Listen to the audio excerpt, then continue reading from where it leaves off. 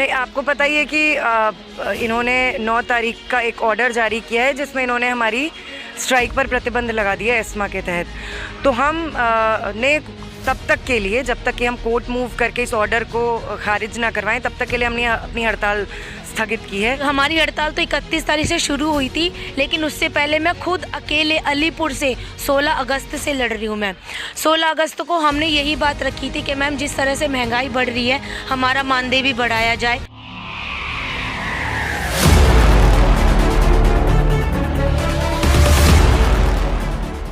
नमस्कार, मेरा नाम है आयुष शर्मा। मेरे साथ देख रहे हैं स्वराज मीडिया नेटवर्क और इस वक्त हम मौजूद हैं राजधानी दिल्ली में स्थित प्रेस क्लब ऑफ इंडिया में। और आपको बता दें कि यहाँ पर एक प्रेस कॉन्फ्रेंस आयोजित की गई जो anganwadi workers and helpers union द्वारा। और इसमें आपने जैसे हमारे चैनल पर पहले भी देखा था कि कई दिनों से इन लोगों द्वारा हड़ताल की जा रही थी। राजधानी दिल्ली में मुख्यमंत्री के घर के बाहर भी प्रदर्शन हुआ था, सचिवालय के बाहर भी प्रदर्शन हुआ और हड़ताल अभी भी जारी है। आप लोगों को बता दें कि इस हड़ताल के बीच में ही एक नया मोड़ सामने आ गया है, जिसके चलते आज प्रेस वार्ता का यहाँ पर आयोजन किया गया था। यहाँ 27 आंगनवाड़ी कर्मियों को गैर कानूनी तरीके से उनकी नौकरी से निकाल दिया जाता है, टर्मिनेशन लेटर इशू कर दिया जाता है। और बताया ये भी जा रहा है कि कोई शो कॉज नोटिस उन लोगों को नहीं दिया गया था, और जिनको दिया भी गया था उनको शो कॉज नोटिस देने के 5 मिनट के अंदर अंदर ही टर्मिनेशन लेटर भी सौंप दिया गया। ये तमाम बातें प्रेस कॉन्फ्रेंस में बताई गई थी। 27 महिलाओं को निकाल दिया गया था, जिनके सामने उनके आजीविका का भी संकट आकर खड़ा हो गया है। और इसके अलावा बेतुके बयान भी जॉइंट डायरेक्टर के द्वारा, जो दिल्ली सरकार के मंत्री, इनके द्वारा भी सामने आए हैं। जिस प्रकार से बोला जा रहा था, आंगनवाड़ी महिलाओं के लिए अपशब्द का उपयोग किया गया था, महिलाओं के लिए अपशब्द का उपयोग किया गया था। और यहाँ पर एक बहुत बड़ी बात सामने आई है, वो ये है कि जो आंगनवाड़ी वर्कर्स है, इन्होंने एक फैसला किया है कि जैसे आप सब जानते हैं कि दिल्ली में निगम के चुनाव आने वाले हैं, तो इन निगम के चुनावों में चाहे भारतीय जनता पार्टी हो या आम आदमी पार्टी हो, इनका टोटल बॉयकॉट यानी संपूर्ण बहिष्कार किया जाएगा। इनको क्षेत्र में घुसने नहीं दिया जाएगा। ये तमाम बातें यहाँ पे तमाम दावे किए जा रहे हैं, क्योंकि जिस प्रकार से चाहे भाजपा की सरकार केंद्र में हो या आम आदमी पार्टी की सरकार दिल्ली प्रदेश में हो, तो यहाँ पर इन लोगों की मांग कोई भी नहीं सुन रहा है। दोनों सरकारें अंधी और बहरी होकर बैठी हैं। कई दिनों से ये लोग सरकार का दरवाज़ा खटखटा रहे हैं, परंतु इनकी सुनवाई कोई भी नहीं कर रहा है। तो क्या कुछ कहना है उन लोगों का जिनको टर्मिनेट किया गया था, जो इनकी अध्यक्ष है, उनसे भी बात करेंगे और पूरा वाकया आप लोगों तक पहुँचाएंगे। इस वक्त हमारे साथ आंगनबाड़ी वर्कर्स के प्रोटेस्ट की अध्यक्षा जी मौजूद हैं। उनसे बात करते हैं और जानते हैं कि जैसा कि तमाम आरोप यहाँ पर इस वक्त लगाए जा रहे हैं, तो उसके बाद आने वाले जो स्टेप्स होंगे वो क्या होंगे। मैम, इतने गंभीर आरोप यहाँ पर लग रहे हैं कि बहुत खतरनाक आप लोगों के ऊपर एक्ट्स लगाए जा रहे हैं और प्रदर्शन की भी परमिशन नहीं दी जा रही है आप लोगों को, तो आने वाली रणनीति क्या देखने को मिलेगी? नहीं, आपको पता ही है कि इन्होंने 9 तारीख का एक ऑर्डर जारी किया है जिसमें इन्होंने हमारी स्ट्राइक पर प्रतिबंध लगा दिया है एस्मा के तहत। तो हम ने तब तक के लिए, जब तक कि हम कोर्ट मूव करके इस ऑर्डर को खारिज ना करवाएं, तब तक के लिए हमने अपनी हड़ताल स्थगित की है।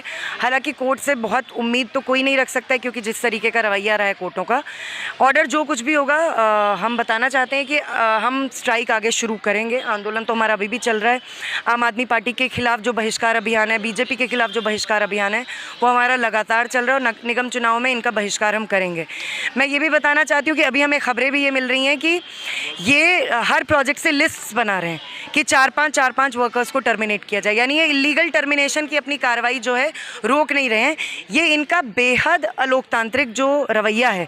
एक तरफ तो आज ये इस डिपार्टमेंट के मंत्री कैलाश गहलोत ने काफ़ी घड़ियाली आंसू बहाए हैं कि मैं आंगनवाड़ी कर्मियों के हक अधिकार के प्रति बड़ा सचेत हूँ, मैं आपकी सुनवाई करना चाहता हूँ, आप अपने मसले लेकर हमारे पास आएँ। और दूसरी तरफ हम देख रहे हैं कि ये ऐसे लिस्टें बनवा रहे हैं जिन लिस्टों के तहत ये कई वर्कर्स और हेल्पर्स को टर्मिनेट करने की साजिश कर रहे हैं।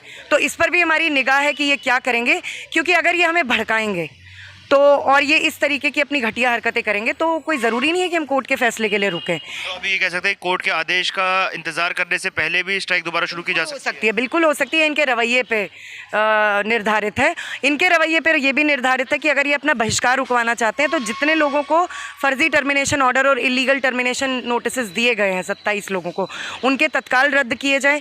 ये माफ़ीनामे लिखवा रहे हैं लोगों से जो ज्वाइनिंग के लिए जा रहे हैं। कितनी शर्म की बात है कि इस देश में मतलब कोई कॉन्स्टिट्यूशन, कोई लोकतंत्र के इतना सब मतलब तामझाम है, इसका कोई मतलब है कि नहीं है। आप इन महिलाओं से ये लिखवा रहे हैं कि आप स्ट्राइक पर नहीं जा सकते हैं। आप ये लिखवा रहे हैं कि हमने जो स्ट्राइक किया हम उसके लिए शर्मिंदा है। किस देश में जी रहे हैं हम?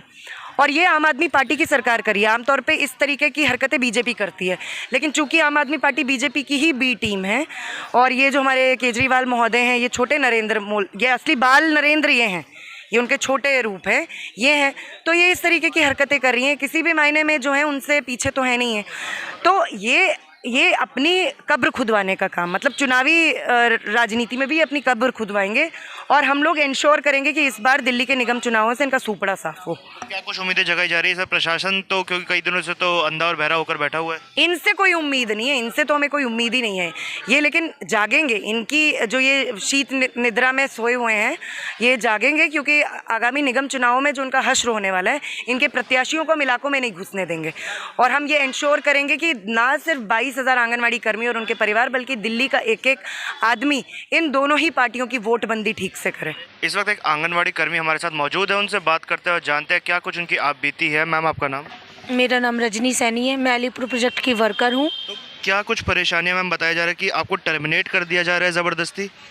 जी बिल्कुल, ज़बरदस्ती टर्मिनेट किया गया है, क्योंकि हम अपनी जायज़ मांगों को लेकर बैठे थे और हमारी हड़ताल तो 31 तारीख से शुरू हुई थी, लेकिन उससे पहले मैं खुद अकेले अलीपुर से 16 अगस्त से लड़ रही हूँ। मैं 16 अगस्त को हमने यही बात रखी थी कि मैम जिस तरह से महंगाई बढ़ रही है, हमारा मानदेय भी बढ़ाया जाए और जो हमारी बहनें बहुत ज़्यादा गंभीर स्थिति से गुजर रही है उनकी तरफ भी देखा जाए। और जो रात भर हमें मोबाइल का काम करना पड़ता है ना, ये ठीक नहीं, क्योंकि हस्बैंड भी ऐतराज़ करते हैं, क्योंकि रात का तो टाइम होता है, उसमें भी हम ये लोग काम करते हैं, तो बहुत गुस्सा। रात को क्यों काम करना पड़ता है? क्योंकि जो हमारा पोषण ट्रैकर का ऐप है वो दिन में काम नहीं करता, दिन में बहुत बिजी रहता है, तो हमें ये स्पेशल बोला गया है कि आपको ये काम रात को 9 बजे से 2 बजे तक करना है।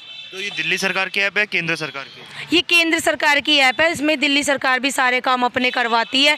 केंद्र सरकार के, दिल्ली सरकार के दोनों के काम है इसमें सारे, जिसके अंदर बच्चों को क्या खाना दिया जाता है, कितना खाना दिया जाता है, उनका वजन हो गया, उनके टीके हो गए, गर्भवतियों के टीके हो गए, गर्भवतियों के बच्चे कब पैदा होते हैं, बच्चों के इंजेक्शन हो गए, A to Z सारा काम उसके अंदर हम करते हैं। और एक एक काम को डालने में, एक एक खाने को डालने में उसका कर्सर घूमता रहता है, बहुत ज़्यादा टाइम लगता है, बहुत ज़्यादा टाइम। आपके टर्मिनेशन के खिलाफ आप लोग कहाँ तक बात उठाएंगे? जी हम तो, हमारी अभी एडवोकेट जो बैठी हुई थी वो सुप्रीम कोर्ट तक जाएंगे, हाई कोर्ट तक जाएंगे, वो जैसे करेंगी हम उनके साथ हैं। ये तो आपके साथ भी सेम समस्या आ रही है? बिल्कुल इन्हीं के जैसी है मेरी भी समस्या। आपको भी टर्मिनेट किया गया? बिल्कुल 5 तारीख को मेरा शो के नोटिस भी आया था और टर्मिनेट वाला भी आ गया था 5। क्या कारण बताया जा रहा है टर्मिनेट करने का? हड़ताल में आप क्यों गए हो? हड़ताल तो ये हमारा हक है, अधिकार है, हम आएंगे नहीं तो लड़ेंगे कैसे, क्योंकि इतने से पैसों में तो गुजारा नहीं होने वाला ना। हम लोगों को 4,800 रुपये मिलते हैं, इसमें कोई घर चलता है?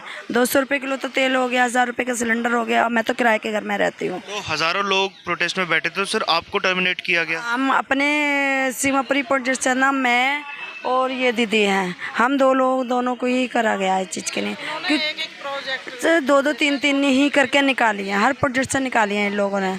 तो हमें तो अपना हक भी चाहिए और हमें अपनी ड्यूटी भी चाहिए, हम छोड़ेंगे नहीं, हम लड़ेंगे जहाँ तक लड़ा जाएगा। सर मैडम आपको क्या कारण बताया गया है टर्मिनेट करने के लिए, क्या कारण दिया जा रहा है? हड़ताल पे आने के लिए कि हड़ताल में क्यों जा रही हो तुम लोग? हड़ताल में जो नहीं जाएगी उसको हम लेंगे, नहीं तो वरना हम औरों को नहीं लेंगे। तो माफ़ीनामा भी लिखने के लिए कहा गया है? नहीं, हाँ हम, लेकिन हम माफ़ी हम नहीं माफ़ी मांगेंगे। हम किस बात की माफ़ी मांगे उनसे? किस बात की मांगेंगे ये बताइए आप।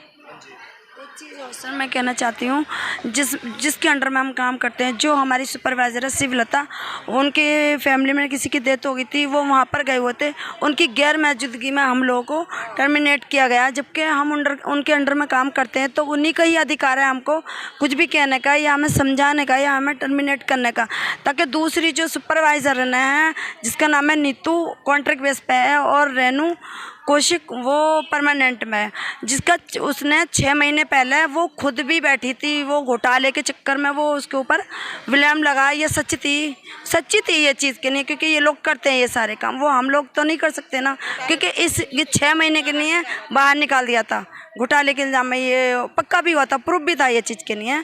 और उन दोनों ने हम लोगों का ऊपर नाम पहुँचा दिया, ताकि हमारी तो सुपरवाइज़र जो है शिवलता मैडम वो नहीं थी, उन्हें तो जब वो आई वहाँ से ना, उनको तब पता चला सर कि आपका टर्मिनेट कर दिया गया। उन्होंने हमें बोला ये चीज़ के नहीं कि मुझे नहीं पता, मैं भगवान से दुआ करती हूँ कि आप लोग जल्दी से जल्दी आ जाओ, और मुझे नहीं पता ये तुम लोगों के साथ शनो कब हो गया, जबकि ये चीज़ नहीं होनी चाहिए ना सर। जबकि हम जिसके अंडर में काम करते हैं उन्हीं का तो अधिकार है, चीज़ के नहीं है। वही तो हमारा जो भी रिपोर्ट वो जानती है ना, हम उनके अंदर काम कर रहे हैं, वो है ही नहीं, उनकी गैर मौजूदगी में। जो हमारी CDPO है वो भी मतलब जैसे एक आवाज़ उठाना हमारे साथ गलत होता है ना, हम उसको आवाज़ उठाते हैं कि मैडम ये चीज़ ना गलत है। अब पैसे हम जैसे निकाल दिया, अब अंदर ही अंदर पैसे ले लेंगी और भर लेंगी जल्दी से। ये चीज़ हमारे सीमापुरी प्रोजेक्ट में बहुत जल्दी होता है, ये जिसमें CDPO सुपरवाइज़र हैं ये मिली हुई हैं, इसने हम लोग को टर्मिनेट ज़्यादा किया है। तो आपने देखा कि किस प्रकार से यहाँ पर आंगनवाड़ी वर्कर्स जो थी उनको समस्याएं आ रही थी, और जैसा कि आपने हमारे चैनल पे पहले भी देखा था कि जैसे हड़ताल चल रही थी तो हज़ारों आंगनवाड़ी कर्मी मौजूद थे, दिल्ली की सड़कों पर दिन रात वो लोग बैठे हुए थे, और उसके बाद उनसे एक माफ़ीनामा लिखने के लिए कहा गया, और जब माफ़ीनामा लिखने से इनकार कर दिया गया तो हर प्रोजेक्ट से 1, 2 या 3 लोगों को सीधा टर्मिनेट कर दिया जाता है। एक ही दिन पर शो कॉज नोटिस भी दे दिया जाता है और उसी दिन टर्मिनेशन ऑर्डर भी दे दिया जाता है। तो बहुत बड़ी नाइंसाफ़ी इन लोगों के साथ हो रही है, जैसे कि इन लोगों ने प्रेस कॉन्फ्रेंस में बताया भी कि किस प्रकार से इतनी सारी महिलाओं को टर्मिनेट कर दिया गया बिना कुछ नोटिस बताए, और इनको सिर्फ 1 दिन का नोटिस और उसके 5 मिनट बाद टर्मिनेशन लेटर दे दिया जाता है। तो बहुत बड़ी समस्या इनके सामने भी आ रही है, रोजगार की, आजीविका की बहुत बड़ी कठिनाई, क्योंकि जैसा कि महंगाई दिन प्रतिदिन बढ़ती जा रही है और उसके बाद इनको मानदेय भी बहुत कम मिलता था, और वो मानदेय भी अब इनको मिलना बंद हो जाएगा। तो कहीं ना कहीं इनकी मांग जायज़ भी, और क्या कुछ आगे अपडेट्स होंगी इसी प्रोटेस्ट को लेकर ये हम आप लोगों को देते रहेंगे, और आप एक भी कवरेज को मिस ना करें। इसलिए सब्सक्राइब करें हमारे चैनल स्वराज मीडिया नेटवर्क को, और बेल आइकन को दबाना ना भूलें ताकि हर अपडेट की नोटिफिकेशन आप लोगों तक ज़रूर पहुँचे। कैमरा पर्सन खुशी के साथ मैं आयुष शर्मा, और आप देख रहे थे स्वराज मीडिया नेटवर्क।